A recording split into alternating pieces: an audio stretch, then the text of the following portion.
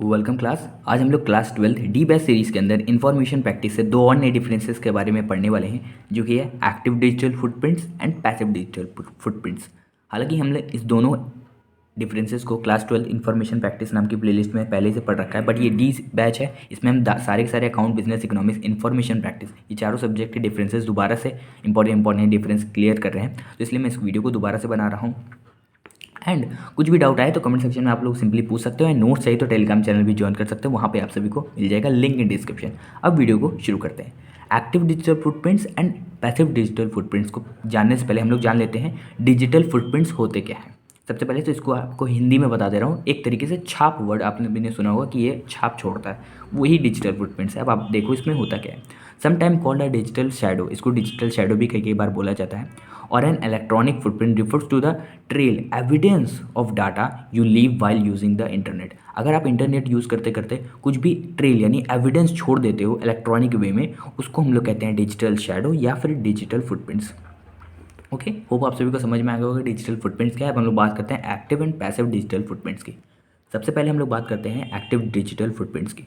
And active digital footprints is where the user has deliberately shared information about themself. मान लो आप सभी ने कुछ वेबसाइट को यूज़ किया एंड उसमें आप कुछ छोटी छोटी चीज़ें अलग से आप लोग मतलब हट के आप सभी ने कुछ अपने तरीके से छोड़ दिया। मान लो आपने कई बार कुछ चीज़ें होती हैं, जैसे आपने कुकीज़ एक्सेप्ट कर ली, या फिर आपने में कुछ उसने मांगा कि आप अपना नाम भर दो, अपना लास्ट नेम भर दो, फ़ोन नंबर भर दो, आपने भर दिया। तो ये चीज़ सारी चीज़ें आपने मैंने डेलिबरेटली आप सभी ने शेयर की है ये सारी इन्फॉर्मेशन, तो ये आपकी होगी एक्टिव डिजिटल फुटप्रिंट्स। ठीक है।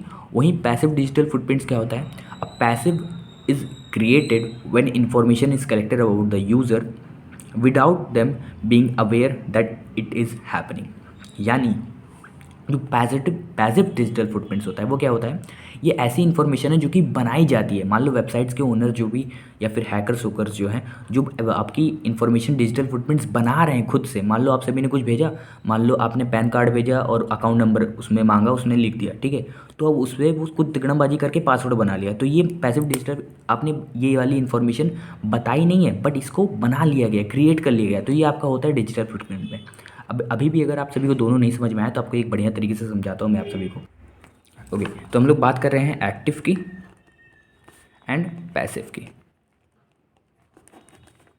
ओके, तो अब एक्टिव को मैं आप सभी को बढ़िया से बताता हूँ कि एक्टिव डिजिटल फुटप्रिंट्स होता क्या है। मान लो आप कहीं समुद्र किनारे चल रहे हो, ठीक है, समुद्र किनारे चल रहे हो, आप उस पर पैर नंगे पैरों से चल रहे हो, तो आपके जो पैर के निशान बनते हैं तो वो होगी आपकी एक्टिव, यानी आपने अलग अपने जानबूझ के बनाए हैं। ठीक है, डेलिबरेटली आप सभी ने पैर बनाए, अपने से बनाए, जानबूझ के बनाए, ठीक है, भले बाद में ये मिट जाए। वहीं पैसिव डिजिटल फुटप्रिंट्स क्या होता है, मान लो कुछ हैकर्स हैं, आपकी चप्पल देख के उन्होंने खुद के आपके फुटप्रिंट्स बना लिए अपने से, तो वो होता है आपका पैसिव। तो ये आपको एक मेमोरी टेक्निक थी समझाने की, इसको एग्जाम में मत लिख के आ जाना। ओके, सो आई होप आप सभी को दोनों के दोनों डिफरेंसेस समझ में आ गए होंगे कि मैं क्या बोलना चाह रहा था। दोनों डिफरेंस की मीनिंग समझ में आ गई होगी।